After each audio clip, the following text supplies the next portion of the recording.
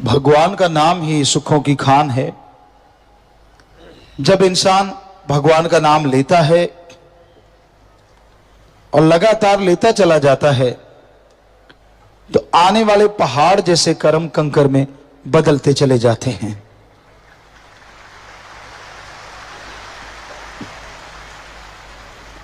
अपने भावना का शुद्धिकरण होता चला जाता है और इंसान इस काबिल बन जाता है कि उसे अंतःकरण में नजारे मिलने शुरू हो जाते हैं।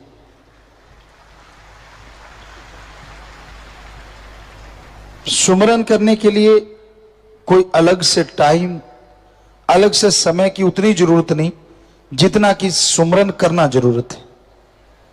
मान लीजिए आप पैदल जा रहे हैं, चलते बैठ के लेट के काम धंधा करते, सुमरन अगर आप कर लेते हैं तो वो सुमरन आपके लिए फलदायी जरूर होता है। किया गया सुमरन कभी भी खाली नहीं जाता। थोड़ा करो ज्यादा करो ये तो आपके ऊपर निर्भर है, लेकिन जितना करते हो वो मालिक की दरगाह में मंजूर कबूल जरूर होता है। पर अहम और जरूरी यह होता है कि आप वचनों के पक्के रहें। जब तक वचनों पे पक्के नहीं रहते सुमरन बनता नहीं। मालिक तो दया के सागर, रहमत के दाता, वो तो रहमो करम करते ही रहते हैं और करते ही रहेंगे। लेकिन अगर रूहानी स्वरूप के नजारे लेने हैं, नूरानी स्वरूप के, तो अपने अंतःकरण में उस परम पिता परमात्मा को पैदा करो, शुद्ध भावना से, दृढ़ यकीन से उसकी भक्ति करो, तो आप अंदर से रूहानी नजारे देख सकते हैं। और वो नजारे ऐसे नजारे हैं जिनकी कल्पना नहीं हो सकती, जो लिख बोल के बताए नहीं जा सकते। तो ये बहुत जरूरी है कि आप शुद्ध भावना से, दृढ़ यकीन से मालिक के नाम का सुमरन किया करें। जितना समय आप सजने संवरने में लगाते हैं, काश उससे आधा समय भी अगर ओम हरि सतगुरु की भक्ति में लगा दो तो यहां भी खुशियां और आगे की खुशियों के नजारे नजर आने लगे। ये इंसान पे निर्भर करता है वो कितना अपने गुरु पीर फकीर के वचनों को मानता है। जितना मानेगा उतनी ही खुशियां हासिल कर लेगा, और जितना नहीं मानता उतना ही मालिक की दया में रहमत से दूर होता चला जाता है। जब इंसान का मन हावी होता है तो फिर मनमते लोगों की बात जल्दी सुनता है, गुरु पीर फकीर की बात को नहीं मानता। लोग कहते हैं हम गुरु को तो मानेंगे अगर हमारे कोई चमत्कार हो जाए, हमें कोई प्रत्यक्ष नजारा नजर आ जाए। अब जरा सोचिए, गुरु पीर फकीर के आप वचनों को मानते नहीं और प्रत्यक्ष नजारा चाहते हैं, पर जो मनमते लोग झूठी बातें आपको कह देते हैं, झूठी अफवाह फैला देते हैं, क्या उसका कोई चमत्कार आपको मिलता है? आप झट से मान लेते हैं उनकी बात और मालिक से दूर होते चले जाते हैं। क्या चमत्कार हुआ आपको उनकी बातों से? क्या दिखा आपको जो आप राम से दूर, अल्लाह से दूर हो जाते हो? बड़ी हैरानी है आदमी की बुद्धि पे, विवेक पे, कि एक तरफ चाहता है कि मुझे भगवान दिखाएंगे तो गुरु पूरा, और एक तरफ कोई आदमी कोई झूठ कुफर बोल दे, झट से उसकी बातों पे यकीन कर लेता है। ये दोगला अंदाज ही कलयुग का एक गहना कहें, या कलयुग का एक रीत कहें, या काल का एक चक्कर कहें, कि इंसान कोई मूर्ख है, कोई नशेड़ी है, उनकी बातों को जल्दी यकीन करके मानता है और संत गुरु पीर फकीर की बात को जल्दी से नहीं मानता। और जब मानता नहीं तो दुख दर्द परेशानियां तो फिर घेरेंगी घेरेंगी। मुश्किलें तो आएंगी, पर कब आएंगी, किस टाइम आएंगी, इसका कुछ पता नहीं। पर मानना चाहिए। वचनों को मानते हुए दृढ़ यकीन के साथ अगर आप आगे बढ़ते हैं तो यकीनन अंतःकरण की सफाई होती है और मालिक की दया में रहमत के लायक आप बनते चले जाते हैं। सेवा सुमरन पे कोई जोर नहीं लगता। सेवा करो, सुमरन करो, चलते बैठ के लेट के काम धंधा करते अगर आप दृढ़ यकीन के साथ अपने पीर फकीर के वचनों को मानते हुए आगे बढ़ते हैं तो अंदर बाहर किसी तरह की कोई कमी नहीं रहती। तो दृढ़ यकीन हो, वचनों के पक्के बनो, तो उस परम पिता परमात्मा के नजारे जरूर देख पाओगे। जब इंसान मन मते चलता है, मन के अनुसार ही करता है, मन जो कहे वो कार्य करे और संत वचनों पे तकरार करे या इनकार करे, बेपरवाह एक भजन, मन कहता है उस पे तकरार नहीं करता। थोड़ा सत्संगी लोग करते हैं, यार मैं नहीं करूंगा, मन मुझे तंग कर रहा, मैं नहीं मानूंगा। लेकिन एक ना एक समय ऐसा आ ही जाता है कि इंसान मन के आगे हथियार डाल देता है।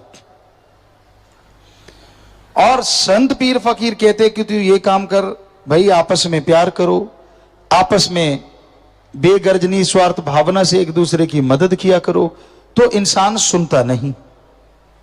तो आपको यह जानना जरूरी है कि आप सबसे बेगर्ज निस्वार्थ भावना से प्यार करो। लड़ाई झगड़ा नफरत ये कभी ना करो, क्योंकि लड़ाई झगड़ा नफरत ही इंसान को दूर करती है मालिक से, इंसानियत से, सुख शांति से, परमानंद से। तो ये बहुत जरूरी है कि आप अपने अंतःकरण की सफाई करें और संत पीर फकीर जो कहते हैं उनके वचनों पे अमल करें, दृढ़ यकीन के साथ आगे बढ़ें, ताकि मालिक की तमाम खुशियों के हकदार आप बन सकें। हर आदमी के अंदर खुशियों के भंडार हैं, दया में रहमत के भंडार भरे हुए हैं, पर ये तभी मिलते हैं जब इंसान संत पीर फकीर की बात पे अमल करते हैं। और वो अमल करना, सेवा करो, सुमरन करो, सबका भला मांगो। जो इन बातों को मानते हैं वो मालिक की दया में रहमत के पात्र बन जाते हैं। उन्हीं पे मालिक की दया में रहमत बरसती है। तो आप सेवा सुमरन करें, मालिक की भक्ति इबादत करें, उसी से तमाम खुशियां आएंगी, उसी से अंतःकरण की सफाई होगी और फिर कण कण में, जर्रे जर्रे में मालिक के नजारे मिलने शुरू हो जाएंगे। इस घोर कलयुग में इंसान मन इंद्रियों के गुलाम है, उसी में दिन रात फंसे रहते हैं, उलझे रहते हैं। किसी को काम वासना तो किसी को क्रोध, किसी को लोभ मोह, किसी को अहंकार, मन और माया, ऐसा चक्र घिन्नी करते हैं, इस तरह अपने में उलझा लेते हैं कि मालिक की और नेकी की बातों को पास फटकने नहीं देते। इंसान उलझे रहते हैं, इन्हीं सातों के चक्कर में, इन्हीं के चक्रव्यूह में फंसे रहते हैं। उस भगवान को, अल्लाह, राम, ईश्वर, गॉड, खुदा, रब को याद करना, उससे इतनी प्रीत रखना, इतना प्यार रखना कि उसके बिना आंखों में कोई आने ही ना पाए। कोई ऐसा कर पाता है, बहुत मुश्किल है। दुनियादारी की हवा और इन सातों का चक्रव्यूह, इससे निकलना कोई आसानी की बात नहीं है। भाग्यशाली हैं जो इनसे निकल के सतगुरु अल्लाह राम से प्यार करते हैं, मोहब्बत करते हैं। दुनिया से सबने जाना है, वो समय कब आना है किसी को मालूम नहीं। पता नहीं कब बुलावा आ जाए और इंसान को जाना पड़े। लेकिन जीते जी जो नेकी करते हैं, जीते जी जो भलाई करते हैं, जीते जी जो अल्लाह वाहिगुरु राम की भक्ति इबादत करते हैं, उनका नाम दुनिया गाए ना गाए, लेकिन दोनों जहां में उनकी जय जयकार जरूर होती है। भगवान की दरगाह में बहुत ऊंचा दर्जा मिलता है। भगवान की दरगाह में लोग उसे नमस्कार करते हैं, रूहों की पहचान होती है। हर कोई सजदा करता है, वाह यार ये ओढ़ निभा गया। यानी जैसी भगवान से प्रीत लगाई वैसी आखिर तक निभा देना, यही बहादुरी है। इसमें तरह तरह की रुकावटें आती हैं। कभी बाल बच्चों का चक्कर, वो ढंग से नहीं खिला पिला रहे, कभी खुद का परेशानियां, कभी जमीन जायदाद का चक्कर, बहुत सी घरेलू परेशानियों से आदमी घिरा रहता है। तभी तो गुरु सेवाओं ने फरमाया, बत कुंवारी ना थी ही पछुताओ, कि जब बचपन होता है वो अपने आप में एक अलग ही मस्त जिंदगी होती है। हर किसी के साथ तो नहीं, क्योंकि कईयों के बचपन बड़े दुखदाई गुजरे हैं, पर ज्यादातर इंसान अगर देखे तो बचपन में जो वो बेफिक्र था, बिना टेंशन के, बिना किसी दुख दर्द के, बिना परेशानी के, खेलना कूदना, जो मांगा मिल जाना, या जो खाने को चाहिए मिला, नहीं मिला तो भी जैसा मिला फिर भी ठीक। लेकिन जैसे जैसे बड़ा होता गया, काम वासना के चक्कर में, विषय विकारों के चक्कर में हत्थे से उखड़ता गया, कबीलदारी ने चारों तरफ से घेर लिया, बीच में दांव लगाता है, बीच में भागा दौड़ी करता है, बीच में धोखा देता है, धोखा खाता है, पता नहीं क्या क्या होता रहता है। अपनी जिंदगी में अगर आप निगाह मार के देखेंगे तो आपको लगेगा एक जबरदस्त स्टोरी है, एक जबरदस्त कहानी है जो हर बंदे के साथ बीती है।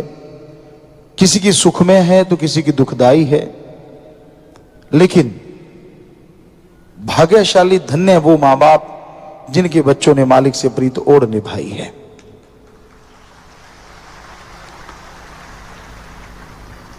इतनी दुखदाई जिंदगी में, इतनी चक्रव्यूह में फंसे होने के बावजूद जो ईश्वर की भक्ति करते हुए ईश्वर से प्रीत ओढ़ निभा देते हैं, उनसे भाग्यशाली कोई दूसरा हो ही नहीं सकता।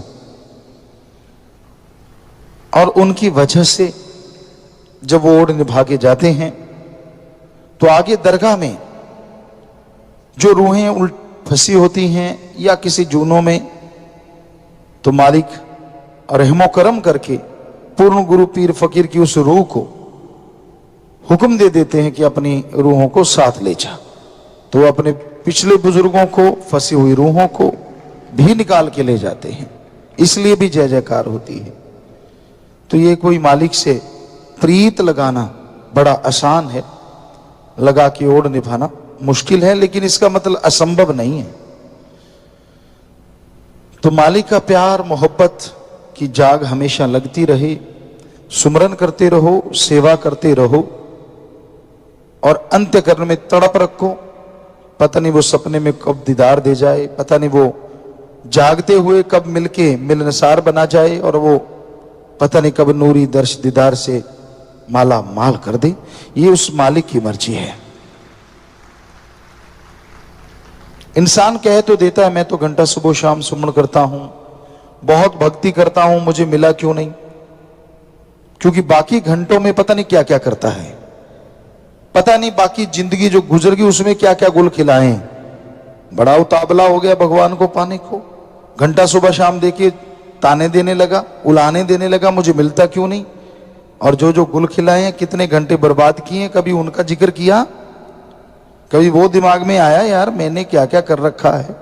फिर क्या हो गया अगर भगवान नहीं आ रहे? फिर भी सुकून तो देते हैं, चैन तो देते हैं, अंदर खुशी तो देते हैं, जीने की राह तो आसान बना देते हैं, पहाड़ जैसे कर्म कंकर में तो बदल देते हैं। वो तो शुक्राना नहीं करता। एकदम से 10वां द्वार खुले और मुझे नूरी स्वरूप दिख जाए, बस ये चाहना है। चाहना करना कोई बुरी बात नहीं, लेकिन ये तो उसकी मर्जी है ना, आप उसके काबिल कब बने, कब उसके लायक बने और वो नूरी स्वरूप भगवान आपको दिखाए। पर उससे पहले ये हो नहीं सकता कि भक्ति करने वाले, सेवा करने वाले और वचनों पे पक्के रहने वालों को मालिक अपनी झलक ना दिखाए। वो दिखाता रहता है कहीं ना कहीं, किधर ना किधर, कोई ना कोई उनका इशारा आता रहता है। उसको पकड़ो ना पकड़ो ये तो आपकी मर्जी है, लेकिन ऐसा संभव है कि वो जरूर दिखाता है, हर हाल में दिखाता है। तो उससे प्यार करो, भगवान से। पर भगवान से प्यार अगर बढ़ाना चाहते हो तो उसकी बनाई औलाद से जरूर प्यार करो। उसकी औलाद, सृष्टि की सेवा जितनी करते जाओगे उतनी मालिक की खुशियां आपकी झोली में आती जाएंगी। पीर फकीर गुरु मुर्शिद कामिल बहुत ही भाग्य से मिलता है जो प्रभु से मेल गिरा दे, जो सच्ची बात बता दे। वरना इस घोर कलयुग में हर इंसान किसी न किसी का गुरु बना फिरता है। पर यहां गुरु मुर्शिद कामिल की महिमा हमारे वेदों में, सभी पवित्र धर्म के पवित्र ग्रंथों में खूब बढ़ चढ़ के बताई गई है, जो कि 100% सच है। गु का मतलब अंधकार और रू का मतलब प्रकाश। जो अज्ञानता रूपी अंधकार में ज्ञान रूपी दीपक जला दे, वही सच्चा गुरु होता है। गुरु आपसे आपकी जमीन जायदाद, आपकी इज्जत, रुतबा, शोहरत, किसी भी तरह का कोई गर्ज नहीं रखता। हां, वो बेगर्ज नहीं, गरज तो होती है, और वो सिर्फ यही होती है कि आपको कोई दुख ना लगे, आपको कोई परेशानी ना आए, आप किसी मुसीबत में ना फंसे, आप जन्म मरण में ना उलझे रहें, आप निंदा चुगली तकरार में ही जीवन ना गुजार दें। ये सारा फिक्र कह लो, गर्ज कह लो, फकीर को होती है अपने मुरीद की। और वो यही चाहता है कि कैसे अपने बच्चों की इन मुश्किलों को, इन परेशानियों को दूर किया जाए, और वो भी ऐसे समय में जिसे घोर से भी घोर कलयुग कहा जाता है। यहां लोग सुमरन करना फजूल समझते हैं, यहां सुमरन में मन नहीं ठहरता। निंदा चुगली, झूठ बोलना हो, गपशप मारना हो, सारा सारा दिन लोग मारते रहते हैं। लेकिन राम का नाम, अल्लाह मालिक की भक्ति इबादत करनी हो, उसके लिए घंटा घड़ी भी ऐसा लगता है जैसे बहुत सारा बोझ उठाना हो। तो ऐसे दौर में पीर फकीर अपने सतगुरु मौला से हमेशा दुआएं करते रहते हैं, सारी सृष्टि के लिए, मालिक की औलाद के लिए। और मुरीद सबसे ऊपर होते हैं कि जो मालिक को मानने वाले हैं। फकीर कहते हैं, मालिक पता नहीं कब से तेरे से बिछुड़े हैं, इनका दोष यही रहा कि इन्होंने आपका हुक्म नहीं माना, इनका दोष यही रहा कि इन्होंने आपको नहीं पहचाना, पर इसका फल भी इनको मिल चुका है। पता नहीं कितनी सदियां हो गई, कितने युग हो गए तड़फते हुए, भटकते हुए, काल की मार सहते हुए। हे दयाल, हे दया के सागर, अब ये तेरे से जुड़े हैं। हे राम, तेरी अब भक्ति करने लगे हैं ये लोग। ठीक है, कलयुगी जीव हैं, उतने वचन नहीं मान पाते, उतना सुमरण नहीं कर पाते, पर तुझे लाज है अपनी औलाद की, तुझे लाज है अपने बच्चों की, तुझे लाज है क्योंकि तू ही इनका रूप है और ये तेरा रूप है। इनको वापस ले जाने का सब तेरा ही जिम्मा है। सो हे परवरदिगार, इन्हें क्षमा कर, इनकी खताओं को माफ कर दे, और अपनी दया में रहमत से इनको माला माल कर दे। गुरु पीर फकीर डायरेक्ट इनडायरेक्ट मालिक से दुआ करते रहते हैं, और मालिक ऐसा होता नहीं कि सुने ना, पीर फकीर की बात को जरूर सुना करते हैं। तो गुरु का मकसद इस धरती पे आने का सिर्फ यही होता है कि कैसे वो अपने मालिक की औलाद को मालिक से जोड़ पाएगी, कैसे जन्म मरण की फाही से उनको मुक्ति दिला पाए। और वो दिन रात इसी कार्य में लगा रहता है। वो कहता है कि टेंशन मत लीजिए, टेंशन से कभी कोई काज नहीं संवरता। जितनी मर्जी टेंशन ले लो, जितना मर्जी रो धो, उससे काज संवरते नहीं बल्कि बिगड़ जाया करते हैं।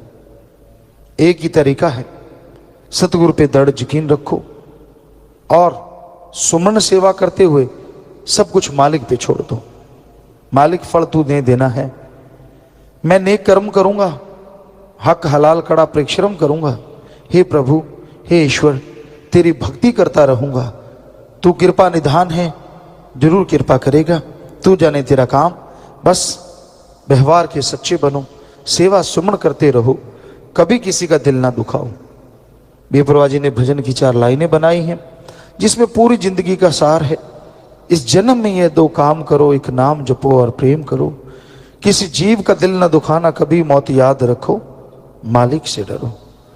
तो इसमें सारी जिंदगी का सार छुपा है कि भाई सुमरन करते रहो, मालिक की बनाई सृष्टि से बेगरज निस्वार्थ भावना से प्यार करो, कभी किसी का दिल ना दुखाओ। जो किसी को तड़फता देख के तड़फ जाते हैं वही इंसान, किसी को तड़फता देख के ठहाके लगाते हैं वो शैतान। तो ये खस्ता दिल का मतलब ये नहीं होता कि वो कोई कायर होते हैं या कोई डरपोक होते हैं। उनके अंदर एक भावना होती है इंसानियत की, और जब इंसानियत की भावना चरम सीमा पे पहुंचती है तो इन जैसा बहादुर त्रिलोकी में कोई नहीं होता। ये भी सच्चाई है। तो कहने का मतलब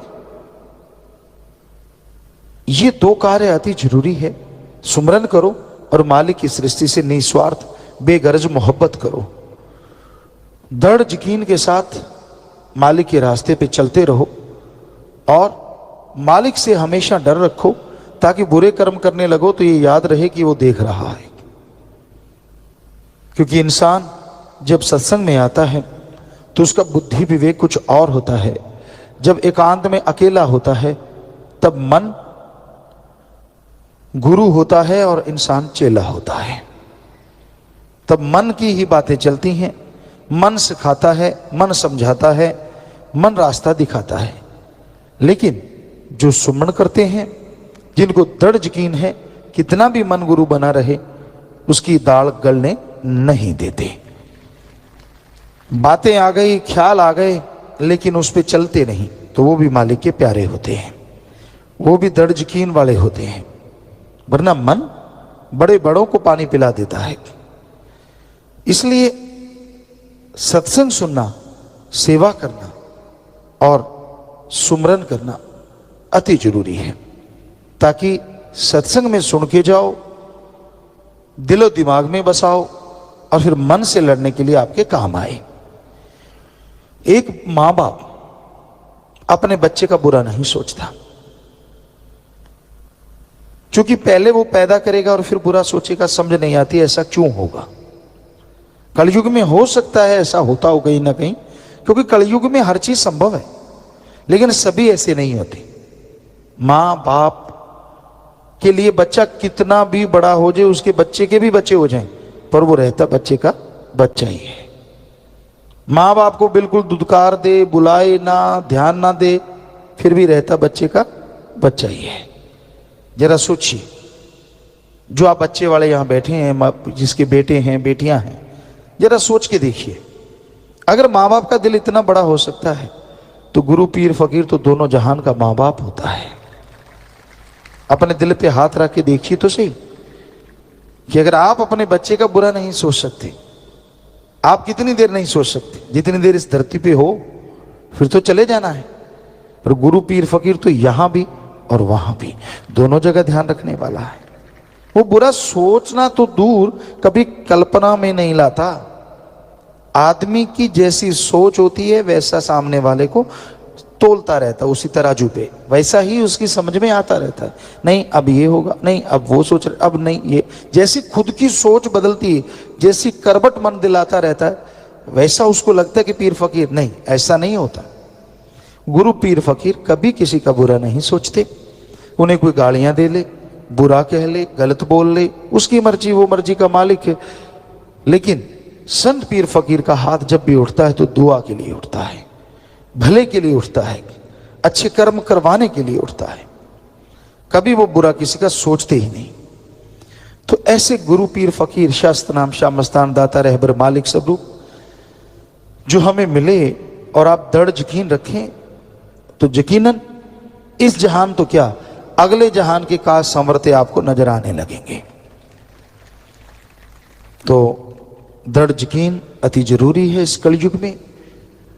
इंसान इंसान है, आपको कुछ भी बोल सकता है, कुछ भी कह सकता है, गलत बोल सकता है, बुरा बोल सकता है। इंसान अपनी बुद्धि के मुताबिक कुछ भी कह सकता है। हमने तो कभी नहीं कहा कि आप किसी भी इंसान को ऊंचा दर्जा दो। मस्ताना शाह दाता रहबर ने कभी नहीं कहा, परम पिता शास्त्राम जी दाता ने कभी नहीं कहा। क्यों? इंसान सिर्फ इंसान है। आपको लगता है यार ये तो बिल्कुल नजदीक होगा, ये तो ऐसे है, ये वैसे है, ये तो वहां खड़ता है, ये तो वहां सेवा करता है, ये तो वो है। तो आपकी मर्जी, वो आप ही उनकी इमेज बना लेते हो, आप ही उनको रुतबा दे देते हो और बाद में जब आपसे ठगी हो जाती है फिर चिल्लाते रहते हो। फकीर तो नहीं कहते कि आप ऐसा रुतबा दो, फकीर तो नहीं कहते कि आप उनके लिए दिलो दिमाग में कोई ऐसा अलग से फोटो बना लो। सब मालिक की औलाद है ना, सबको एक जैसा समझो। कोई भक्ति कर रहा है तो उसके कर्म, अगर कोई बुरे कर्म कर रहा है तो उसको सुधारने के लिए दुआ करते रहो बस। पर उसको आप जब ज्यादा रुतबा दे देते हैं, है तो 5 तत्व का पुतला, हार्ड मास का बना हुआ पुतला, वही सब कुछ है, कोई फर्क नहीं। अगर वो भक्ति नहीं करता, अगर वो वचनों पे नहीं चलता, संत पीर फकीर किसी को रुतबा दे भी दें तो भी क्या हुआ, वो तो मर्जी का मालिक है। हां, संत रुतबा देते हैं तो यही क्या मालिक की औलाद हैं, सेवादार हैं, बढ़ चढ़ के सेवा करो, मालिक के दिल के टुकड़े, अखियों के तारे हैं, सारे के सारे हैं। क्योंकि उनकी निगाह में सब मालिक की औलाद हैं, सबसे वो प्यार करते हैं। पर इसका मतलब ये नहीं होता कि आप में कमियां हैं और आप ये सोचो यार मुझे तो ये रुतबा मिल गया। नहीं, आपको अपनी कमियां दूर करनी है। ये फकीर की निगाह है कि वो सबसे प्यार करता है। पर आपको खुद के बारे में तो पता ना कि आप में क्या क्या कमियां हैं, आप कहां कहां गलत हैं। तो सुमन करें, सेवा करें, उन कमियों को दूर कर दें। और जैसे फकीर वाले रुतबे पे आओगे, 10वां द्वार तो क्या, मालिक नूरी स्वरूप में पल पल दर्शन देने लग जाएंगे। क्योंकि रुतबा तो मिल जाता है, लेकिन उस तक पहुंचना जरूरी है, उसको पाना जरूरी है। आपके सामने अमृत तो पड़ा है, लेकिन उठ के जाना जरूरी है, मुंह में लगाना जरूरी है, निगलना जरूरी है, फिर ही अंदर जाके काम करेगा ना। तो वैसे ही फकीर हमेशा कहते हैं कि किसी पे ऐसे ही मत मोहित हो जाओ जिसको देखा कि नहीं भाई ये तो ऐसे करता है, ये तो वो सेवा करता है, ये तो फलां है, इसको तो ये ना। ये आपकी मूर्खता है अगर आप मर्यादा तोड़ देते हो ये सोच के, तो आप अपनी भक्ति बर्बाद, उसकी भक्ति बर्बाद। ऐसे मर्यादा में रहो, पक्के बन के रहो, तो यकीन मानो मालिक एक ना एक दिन दया में रहमत से नवाजेंगे नवाजेंगे। जब आप उसके काबिल बन जाएंगे तो वो हरि रस अमृत आपके अंदर ऐसा चढ़ेगा कि दोनों जहां में उसका नशा कभी नहीं उतरेगा। बेपरवाह जी सच्चे दाता रहबर शास्त्र नाम मालिक दाता ने लिखा है, कीमती है ये समा इसे लगाता कहां, सत्संग में आजा फायदा उठा जा, देखे जो सब नक्शा। समय हमेशा से कीमती रहा है। किसी को बचपन में एहसास हो जाता है, बहुत ही भाग्यशाली है। कोई जवानी में एहसास कर लेता है, वो भी भाग्यशाली है। कोई अधेड़ अवस्था में एहसास कर लेता है, वो भी अच्छा है। कोई बुजुर्ग अवस्था में जाके एहसास करता है ना से, तो वो भी अच्छा है। सो समय एक ऐसी अनमोल वस्तु है जो निकल गया तो वापस आने से रहा। आप कहते हैं जी ये तारीख फिर नहीं आती, आप तारीख की बात करते हैं, जो पल गुजर गया वो दोबारा नहीं आता। आज की तारीख, आज का दिन, आज का सन और आज का ये पल, ये जब गुजर गया तो फिर कब आएगा? सो कहने का मतलब, चाहे आप कागजों में देख लो, चाहे वैसे सोच लो, समय कभी भी किसी के लिए ना तो रुका था, ना रुका है और ना कभी रुकेगा। ये तो चलता रहता है। घड़ी खराब किसी के हाथ पे बंदी देखिए, देखी होगी, कई होते हैं मस्त मलंग, पर वैसे कोई बांधता नहीं। आजकल तो बच्चे वैसे नहीं बांधते, क्योंकि जेब में से निकाला, अच्छा टाइम क्या है। वैसे टाइम की उनको जरूरत भी नहीं पड़ती, क्योंकि गेम ही खेलना होता है, या चैटिंग, या सर्चिंग, या गेमिंग, और बेचारे मसल पड़े पड़े रोते हैं। पर टाइम उनके लिए भी नहीं रुकता, टाइम किसी के लिए नहीं रुकता, ये चलता चला जाता है। टाइम एक ऐसी चीज है, अगर ये रुक गया तो सब कुछ रुक जाएगा। पर मनुष्य एक ऐसा जीव है जो इस टाइम के साथ चल सकता है। चल तो और भी सकते हैं, पर उनको इतनी अकल ही नहीं है कि वो समय के अकॉर्डिंग चल सके। समय के अनुसार चलना बेहद जरूरी है। हम ये नहीं कहते कि मोबाइल फोन ना रखो, हम ये नहीं कहते कि टीवी ना देखो, समय की बात है, कभी कहा भी था, पर आज समय है नहीं कहते। समय के अनुसार पीर फकीर अपनी बात थोड़ा थोड़ा चेंज करते रहते हैं। लेकिन हम तो आपसे हाथ जोड़ के यही कहते हैं कि गंदगी मत देखो, अच्छी चीज देखो।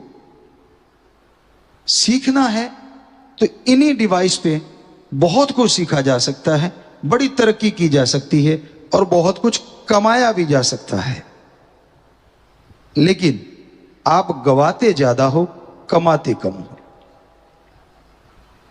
कंटिन्यू छोटे छोटे बच्चे गेम खेल रहे हैं, क्या गवा बैठते हैं, आंखें उड़ जाती, बड़े बड़े चश्मे मोटे मोटे आंखों पे आ जाती। पिछली बार बच्चों ने बताया था, MSCIT विंग वालों ने, कि शायद कोई ऐसी ऐप आ गई है कि पेरेंट अगर उसको उसमें डाल दें, बच्चे जो छोटे हैं, तो वो अगर मोबाइल देखेंगे तो आपको पता चलेगा कितना टाइम उन्होंने देखा और क्या क्या देखा। और यही नहीं, उनको लॉक भी कर सकते हैं आप कि ये चीजें ये कभी नहीं देखेंगे। तो हम चाहते हैं, हमारे सत्संगी तो खास करके, बाकी तो मतलब हम जितने लोग सुन रहे हैं, हम सबसे हाथ जोड़ के चाहेंगे कि ये ऐप जिनके छोटे बच्चे हैं वो अपने फोन में जरूर डाउनलोड करवाएं। हम उनकी कोई मशहूरी नहीं कर रहे, हम उनके कोई ब्रांड एम्बेसडर नहीं है ऐप वालों के, लेकिन हमारा कहने का मतलब ये है कि आपका बच्चा बचपन में ही जवान ना हो जाए। समझदार को इशारा काफी है, क्योंकि बचपन की जवानी घातक होती है, जवानी जब आए तभी सही है। बचपन में वो उनके नॉलेज के लिए नहीं है। हमारे हिंदू धर्म में 25 साल रखे हुए थे ब्रह्मचर्य का सख्ताई से पालन, उनको पता ही नहीं होता था इन चीजों का। गुरुकुल में ऐसी चीजें होती ही नहीं थी, सिर्फ पढ़ाई, शरीर को बनाना, दिमाग को बढ़ाना, ये चीजें वहां सिखाई जाती थी। बड़ों का सत्कार करना, इंसानियत का पाठ पढ़ाना, इज्जत सत्कार के साथ जीना और सहज सम्मान जीने की शिक्षा देना और दूसरों का भी सम्मान करना, ये चीजें सिखाई जाती थी 25 साल तक। अगले 25 साल होते थे जो घर गृहस्थ के लिए होते थे। लेकिन वो जो पहले 25 साल है, हमने एक जगह ये भी पढ़ा कि जब बच्चों की शादी तक रख दी जाती थी तो उसमें उस गृहस्थ जिंदगी की ट्रेनिंग के लिए भी 2-3 महीने होते थे, उनको सब समझाया जाता था। गजब है, कमाल है। क्योंकि बहुत से लोग इससे अनजान होने की वजह से भी बीमारियों का खरीद लेते, बीमारियों का घर बन जाते हैं। तो ये जरूरी है कि आप उस ऐप को जरूर डाउनलोड करें, अगर है तो। वो पिछली बार जिक्र चला था, उसका नाम क्या है, अगर पॉसिबल हो। वैसे बाहर कोई और आदमी अगर ये चीज कहे तो शायद कंपनी वाले से पहले कांटेक्ट करेगा, अभी तेरी ऐप का मैं नाम लेने जा रहा हूं, बोल मुझे क्या देगा। तो कह रहे हैं कि बहुत सारी ऐप्स हैं, लेकिन फिर भी जो अच्छी हों, जिनमें कि वो लॉक भी किए जा सके, चैनलों को लॉक कर सके माँ बाप कि ये चैनल बच्चा खोल ही नहीं सकता। समय है, ये समय को संभालना माँ बाप का फर्ज है। अपना कल्चर एक अलग है पूरे वर्ल्ड से, और नंबर 1 है हमारी संस्कृति, नंबर 1 है। हमने समाज को, पूरी दुनिया को अपना कल्चर सिखाना है। हमने उनके कल्चर में खो के गंद नहीं बनना। कभी ऐसा जमाना भी था जब लोग हमारे देश में पढ़ने आया करते थे। शायद यहां तक हमें याद है, 100% श्योर नहीं, शायद नालंदा यूनिवर्सिटी में विदेशों के बच्चे पढ़ने आया करते थे। जैसे आजकल वाले आज्ञा लेते, मैं कनाडा चला जाऊं, मैं यूएसए चला जाऊं, मैं फलां जाऊं, तब वहां के कहते थे क्या मैं भारत चला जाऊं? इतना मुश्किल होता रहा। हमारा रुपया उनके डॉलर से बहुत ज्यादा आगे था, इसीलिए सोने की चिड़िया कहा जाता था। तो वो सोने की चिड़िया बनाने वाले वंशज तो हम लोग ही हैं, ये तो वो हमारे ही वंशज।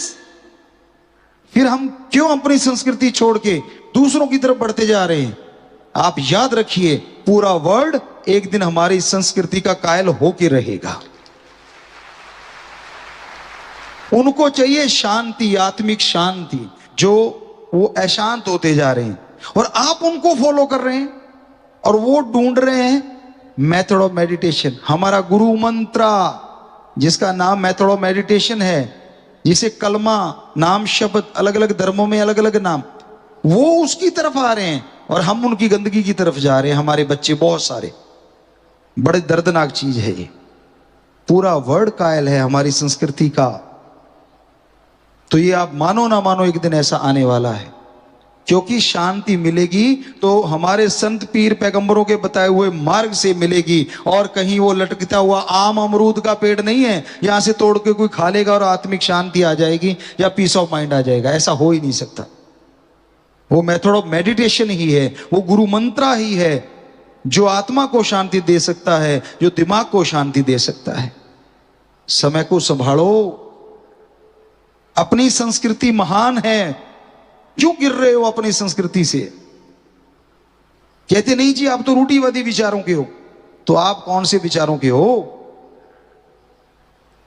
रूढ़िवादी एक अलग चीज है, पाखंडवाद एक अलग चीज है। स्वस्थ परंपरा हमारी थी। आप समझने में गलती करते हैं। हमसे बहुत बार ये पूछा जाता रहा, अब भी कई बार पूछ लेते हैं, क्योंकि सबसे पहले पवित्र वेद बने। ये तो हर दुनिया का बंदा मानता है कि सबसे पुरातन ग्रंथ है तो पवित्र वेद है। तो उनमें सब कुछ लिखा हुआ है, पढ़ने वाले का नजरिया चाहिए। कई लोग कहते गुरुजी अगर आप इतना ही कहते हो कि पवित्र वेदों में सब कुछ है, तो फिर आपके तो कहते चंद्रमा देवता है, वो तो पत्थर है, ये तो साबित हो चुका है। तो हम हंस पड़े। कहते आप हंसते क्यों? हमने कहा हम इसको थोड़ी चंद्रदेव कहते। कहते किसको कहते हो? हमने कहा जो इसको रिमोट कंट्रोल से चलाता है वो है चंद्रदेव, ये तो पत्थर है। हमने कब कहा ये देव है? वो चंद्रदेव हैं जो इस चंद्रमा को अपने रिमोट कंट्रोल से, आपके तो अभी आए हैं रिमोट कंट्रोल, और हमारे उन देवी देवताओं के पास तो कब के हैं ये रिमोट कंट्रोल, और उनके पास अलग से डिवाइस नहीं है, उनकी आत्मिक तरंगों से चलते हैं ये चंद्रमा सूरज। ऐसे हैं वो देव, इतने महान हैं वो। तो अगला दंग हो जाता है, कहते ये तो कहीं पढ़ा नहीं। हमने कहा हमने पढ़ा, नजरिया होना चाहिए। सूरज भी वो नहीं है जो दिखता, वो देव नहीं है। हम नमन करते हैं तो सिर्फ इसलिए कि नाम उसका भी सूरज है, पर जाता है सूर्य देव तक जो उसको अपने रिमोट से चलाता है। और इन सब देवी देवताओं को रिमोट से चलाने वाले, आत्मिक तरंगों से चलाने वाले 3 महादेव हैं। वो आप जानते हैं, ब्रह्मा विष्णु महेश महादेव तीनों, और उनको कंट्रोल करने वाले हैं ओम, सबसे बड़ी पावर जिसने सब कुछ बनाया है। तो हमारा तो ये सार है, हमारे अकॉर्डिंग हम किसी धर्म की कांट छांट नहीं कर रहे, हम किसी को बुरा नहीं बोल रहे। हम तो जो हमारा नजरिया धर्मों को पढ़ के बना वो बता रहे हैं।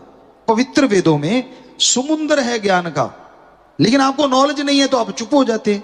अब अगर आपसे आम आदमी पूछ ले, यार ये चंद्रमा है, आप इसको देवता मानते हो, ये तो पत्थर का है, तो आपके पास जवाब नहीं है। लेकिन हमारे पास तो है, और अब आपके पास भी आ गया ना सबके पास।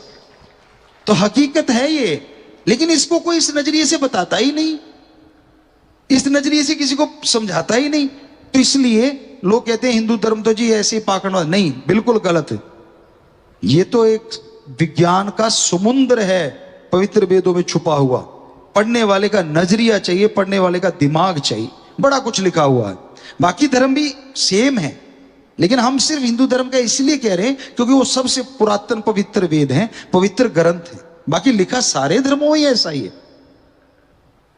सो समय को संभालो, समय की कदर करनी सीखो। अपनी संस्कृति कितनी महान, आप उनके वंशज हैं जिनके देश में विदेशी पढ़ने आते थे। और कितनी दर्द की बात है, उनके वंशजों के आगे वंशज विदेशों में पढ़ने जाते हैं। है ना कमाल, कितना उल्टा हो चुका है। तो उस भगवान से प्रार्थना करेंगे, हमारे जो राजा हैं उनसे सबसे कहेंगे कि फिर से ये देश ऐसा ही हो जाए कि विदेशी यहां आके पढ़ने के लिए जोर लगाएं, यहां आने की सोचें। जिनके हम वंशज हैं, हमें भी गर्व हो कि हां, हमने उनकी वो परंपरा को फिर से जिंदा कर दिया है, हमने उनकी विरासत को मरने नहीं दिया है, फिर से जिंदा कर दिया है। सारे धर्म वालों को कह रहे हैं, कोई भी धर्म हिंसा नहीं सिखाता, क्योंकि पहले शब्द ही इतने बढ़िया हैं कि उसके बाद हिंसा का कोई रास्ता ही नहीं रहता। हमारे हिंदू धर्म में पवित्र ग्रंथों में लिखा है, भगवान कृपा निधान है, कृपा करने वाले हैं। अब जो कृपा निधान है वो कभी नहीं कहता किसी का सिर काटो या ये करो या मारो या ये, तो सही हो गया। अब इस्लाम धर्म की पवित्र कुरान शरीफ में यहां तक हमने पढ़ा तो उसमें लिखा है, अल्लाह ताला रहमो करम का मालिक है, रहमाने रहीम, वो रहमो करम का मालिक है। तो जो रहम करने वाला है वो किसी को बेरहमी करने के लिए कैसे प्रेरणा दे सकता है।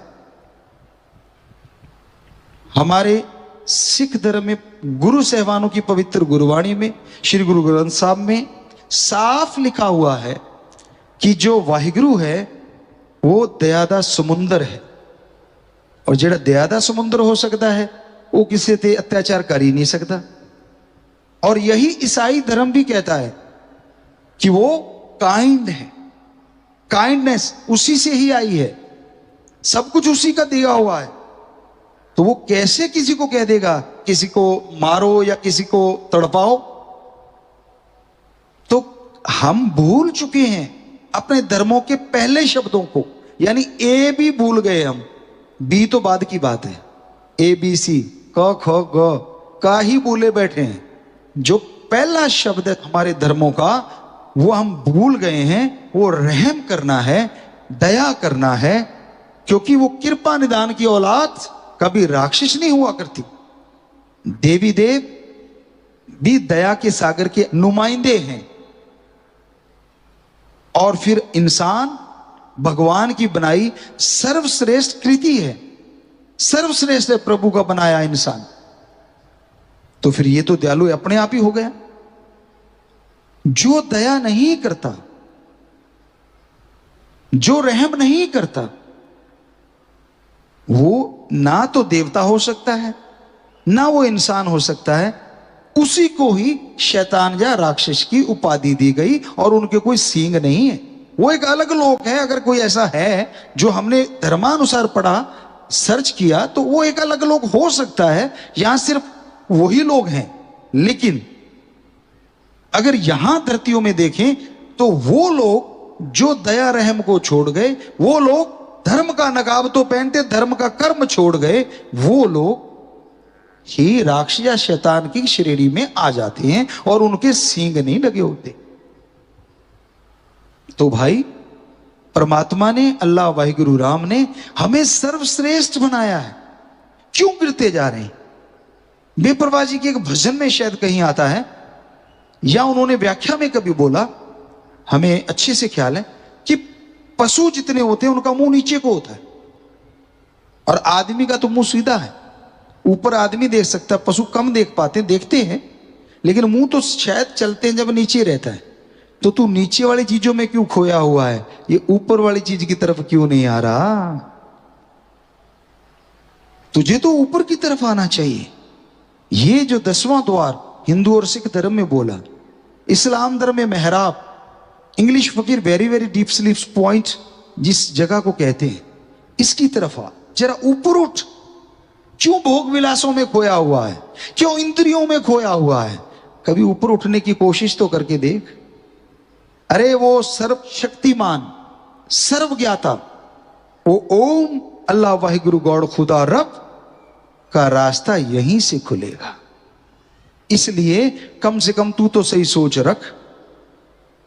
पर आज आप देखते हैं, आप जानते ही हैं, पशुओं से बदतर होता जा रहा है मनुष्य, इंद्रियों के भोग विलासों में खोया हुआ है, और समय गुजर रहा है, समय रुकता नहीं है।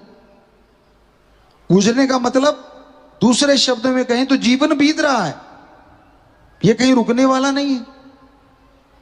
कहीं ऐसा ना हो समय गुजर जाए, वो है ना, फिर पछताए होत क्या जब चिड़िया चुगी खेत, कि फिर पछताने का क्या फायदा जब चिड़िया खेत ही चुकी चली गई, जब श्वास ही ना रहे, वो लास्ट का समय ही आ गया और समय ने कह दिया, इजाजत नहीं दी कि बस थोड़ा सा समय बाकी है, और आपने पहले कुछ किया नहीं, उसमें समय के अनुसार आप कर नहीं पाते, क्योंकि कभी पैर में दर्द, कभी घुटने में दर्द, कभी कमर में दर्द, कभी ऊपर नीचे दर्द, कभी कहीं दर्द, कभी कोई बीमारी तो कभी कोई बीमारी, उसी में उलझ के रह जाते हो। कभी कोई टेंशन, जो पैदा किए उन्होंने टेंशन दे दी, या फिर खुद के बनाए हुए जो बिजनेस व्यापार है उन्होंने टेंशन दे दी, या मन ने टेंशन दे दी, सोचों ने टेंशन दे दी।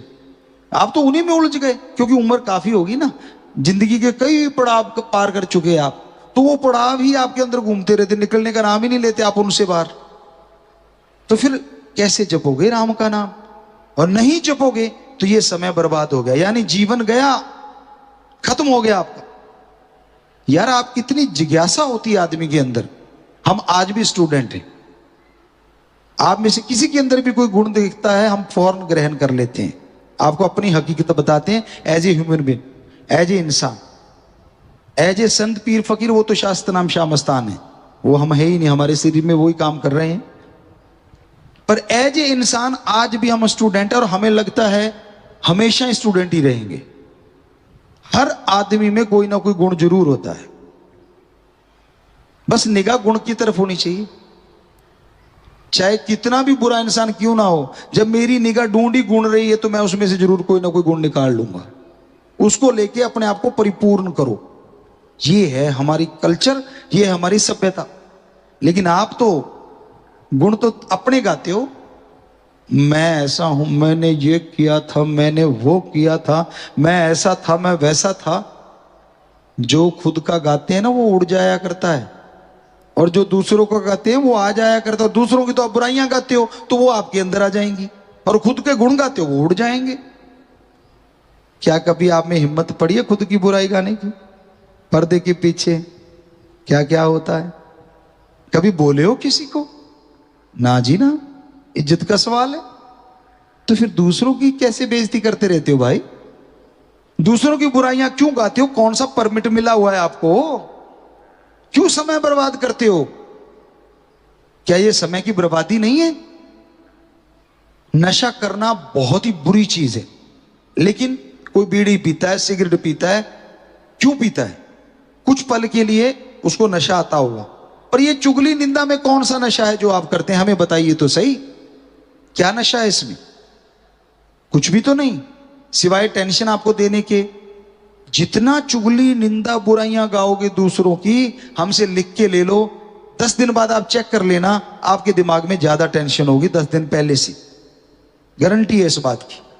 और आप राम नाम के गुणगान करने लग जाओ, 10 छोड़ो 5 दिन बाद चेक कर लेना, आपका माइंड ज्यादा फ्रेश होगा पहले से। तो समय की कदर करना सीखिए। समय को बर्बाद मत कीजिए फजूल की बातों से। कोई आप में से सत्संगी बैठा और आप लोग बैठ के ऐसी चुगली निंदा कर रहे हो, वो बहादुर होगा जो कह दे यार भाइयों आप ये छोड़ के क्यों ना राम नाम करें, ये छोड़ के क्यों ना किसी की सेवा की चर्चा करें, ये छोड़ के क्यों ना मानवता भलाई की चर्चा करें, क्यों ना ये छोड़ के देश भलाई की चर्चा करें, क्यों ना ये छोड़ के संसार के भले के लिए कुछ सोचें। तो यकीन मानो कुछ ना कुछ जरूर निकल आएगा, क्योंकि ये चीज बहुत बड़ी बनाई है ईश्वर ने, बहुत पावर दी है इस माइंड में। तो समय की कदर करो, समय रुकने वाला नहीं है। आप गेम खेल रहे हो, कल 2-4 बच्चे बैठे थे, उनसे चर्चा हुई, हमने कहा फिर मिलता क्या है गेमों से? वो कहते जी हमने कोई कोई कोई ऐसी ट्रॉफी मिली हो हमें दिखाइए कुछ। हम पूछने वाले थे, पूछा नहीं कि जो हम मेडल देख सकें, गोल्ड मेडल आपको मिला हो। कहते जी टूर्नामेंट भी होने लगे अब वीडियो गेमों के बच्चों ने, उन्होंने नहीं बताया कि अब टूर्नामेंट भी होने लगे। तो हमने कहा क्या वो ट्रॉफी भी होती है क्या? कोई ऐसी ट्रॉफी होती हो जैसे ओलंपिक में होती है? फिर तो कहें कि चल खेल लो। हमें लगता है कि वो टूर्नामेंट होते होंगे और ज्यादा लेते होंगे, थोड़ा देते होंगे। ऐसा तो कोई नहीं होगा जो आपको गेम खिलाए और अपना नुकसान करवा ले। इतना मूर्ख तो गेम बनाने वाला हो नहीं सकता। हैरानी जन के कल एक बच्चे ने बताया कि 30 लाख के 50 लाख रुपया वो कोई गन गुन खरीदते, पता नहीं कपड़े खरीदते कोई गेम में, उसमें ही उड़ा दिया एक बच्चे ने। ज्यादा अमीर का बच्चा होगा, नहीं तो इतने में तो सोचिए आप, कार्ड कूड था कोई, कहता सारा ही उड़ा दिया। और लिया क्या, वो फोन में ही कपड़े लिए हैं, हाथ में कुछ भी नहीं है, गन भी कोई फोन में मिलती है, सारा बर्बाद कर दिया। 50 लाख, सोच के देखो, इससे कोई बर्बादी और हो सकती है? बस सनक चढ़ी हुई है दिमाग पे, मसल डेड हो रहे हैं, खोपड़ी चलो तेज हो रही है, पर हो रही है फायदा क्या हो रहा है? लग तो गेम में ही रही है, उसको कहीं और अच्छी चीज में लगाओ तो फायदा। इधर से तेज कर ली और फिर आपने देश में ओलंपिक जीत लिया तो मान ली बात कि आपने कुछ कर दिया। हम नहीं कहते गेम ना खेलो, कोई बात नहीं, कभी थोड़े समय के लिए एंजॉय आप कर लीजिए, लेकिन ये क्या हुआ कि सारा दिन ही उसी पे लगे हुए और बच्चों को भी उसी में उलझा रखा है। तो ये समय से बर्बादी का इससे बड़ा कोई और कारण हो ही नहीं सकता। तो कहने का हमारा मतलब, बड़ों को चाहिए वो बच्चों को शिक्षा दें, पर उससे पहले खुद को ज्ञान।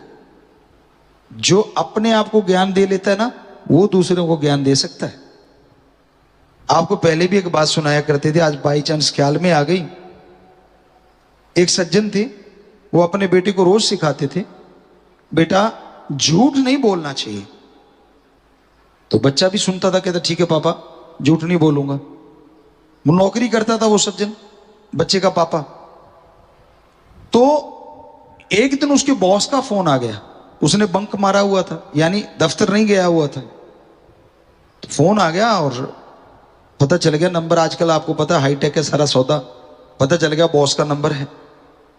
तो घरवाली को कहता है बॉस का नंबर है, कह देना मैं तो घर में ही नहीं हूं, मेरे से बात करना चाहेगा? बच्चा बैठा देख रहा है, जिसको मास्टर जी बन के सिखा रहा था झूठ नहीं बोलना चाहिए, कह रहा अच्छा मेरा हेड मास्टर क्या कर रहा है। तो उसकी घरवाली फोन उठाती है, वो बॉस पूछता है मैंने उससे बात करने आया क्यों नहीं? कहते जी वो तो घर में ही नहीं है। कहता अच्छा कहाँ गया है? कहते जी कोई काम गया हुआ। फोन काट दिया। कुछ नहीं, नॉर्मल सी बात लगती है, लेकिन बच्चे ने, स्टूडेंट ने सीख लिया कि ये बोलने में अच्छी चीज है कि झूठ नहीं बोलना चाहिए, पर जब जरूरत पड़े ठोक दो, कोई हर्ज नहीं, क्योंकि हेडमास्टर साहब ने ठोक दिया। तो ये आप ही तो सिखा रहे हो ना अपने बच्चों को, नहीं सिखाते? होता है ना ऐसा। हम तो हकीकत बोलते हैं, झूठ तो बोलते ही नहीं, ना कभी बोले थे ना बोले। तो कहने का मतलब ये नहीं कि ये तो रजो तमो सतो गुणों में आ जाती हैं चीजें, ये तो आदमी के अंदर चलती हैं, जब जरूरत पड़ती है तो इन चीजों का इस्तेमाल करता है। ये कभी झूठ बोलेगा, कभी गोलमोल कर देगा, कभी कुछ करेगा, ये तो चलता रहता है। लेकिन बच्चों को बर्बाद तो मत करो। आने वाली पीढ़ी सिर्फ आपकी नहीं है, ये हमारी संस्कृति की विरासत है, उसको संभालना है। आने वाली पीढ़ी उनके नुमाइंदे हैं, उनको हम संभालेंगे, उनको अगर हम सही रखेंगे तभी तो पूरा वर्ल्ड इस देश को फिर से गुरु मानेगा अपना। तो समय की कदर करो। समय इसलिए बेपरवाह जी कि आज हम सिर्फ और सिर्फ मुखड़ा जो है, साइन कह लो भजन का या टेक कह लो, कीमती है ये समा इसे लगाता कहां, सत्संग में आ जा फायदा उठा जा, देखिए जो सब नाशवा, इतने से में इतना कुछ आ गया। कब से आपसे चर्चा करी है। तो बेपरवाह जी की एक एक शब्द में ग्रंथ भर सकते हैं हम बोल बोल के, पर सुनने वाले का मादा भी तो चाहिए। इतना सुन के इतना ही मान लोगे, अगली बात फिर सुना देंगे, एक बार इतना तो मानो।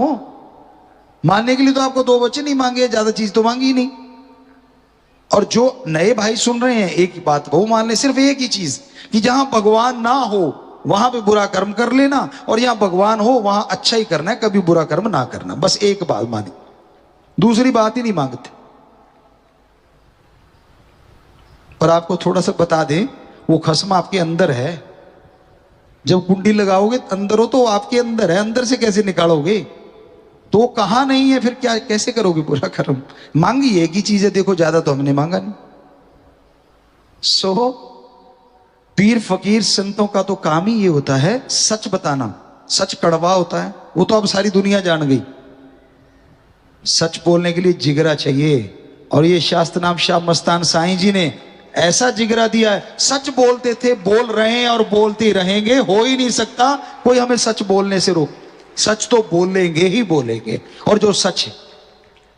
और आज आपको एक ही पाठ पढ़ाया है कि हमारी संस्कृति बहुत महान है। हम जिनके वंशज हैं उन्होंने पूरी दुनिया को झुका दिया था इस देश के लिए। तो आज हम सबसे आह्वान कर रहे हैं, आप लोगों से, आम जनता से भी, राजा महाराजाओं से भी, सभियों से, कि बस इतना सा कर दो, जो मर्जी करो आप अपने अकॉर्डिंग करो, लेकिन काश वो समय फिर आ जाए। कनाडा के लोग कहें भारत में जाके पढ़ना है, भारत में जाके सीखना है। ऑस्ट्रेलिया, यूएसए, सब दुनिया कहे वहां से सीख के आना है, तो मजा आ जाए। नाम चाहे आप अपना ही कर लो, किसी का कर लो, क्या फर्क पड़ता है, क्योंकि सारे उसी के वंशज हैं हम सारे के सारे। नाम तो उसी का होना है, उस ओम का, उस राम का, अल्लाह वाहिगुरु गॉड खुदा रब का, क्योंकि हम उसी की औलाद हैं। सो आज का हमें लगता है लेसन काफी लंबा भी हो लिया आपके अकॉर्डिंग, और मानने के लिए आपको थोड़ी सी चीजें ही बताई हैं। बस समय की कीमत करो, समय की कीमत को पहचानो।